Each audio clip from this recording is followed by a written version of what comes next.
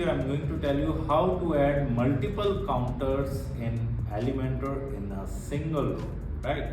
As you can see here, I am editing a web page of my website using Elementor, and we are going to create a new section. And for creating a new section, you need to click on the plus icon in the middle of the screen, and here it is asking us about the layout, whether we want flexbox or a grid. So I am going to select a grid over here, and here in the structure I am going to select the third structure, that is of 3 column and 1 row, right? And if you want to edit this section, you can simply move your cursor over the section and click on the gray box icon in the top left corner, and in the left side toolbar you can simply increase the number of columns. For example, if you want 5 columns, you can simply increase the number of columns to 5.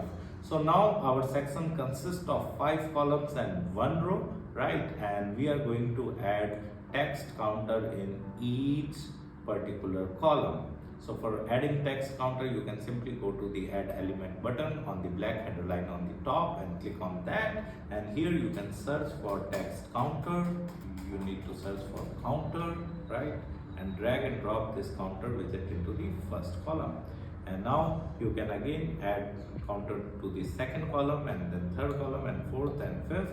So you can either go to the add element icon in the black header line on the top and search for counter widget, and then again drag and drop this counter widget to the second column, or you can duplicate this counter as well. For duplicating, I am going to move my cursor over the counter, and you can see there is a pen icon in the top right corner. You can simply right click on that and click on copy, and then move your cursor over the third column and right click on that and click on paste, and then fourth column again paste, and on the fifth column again paste.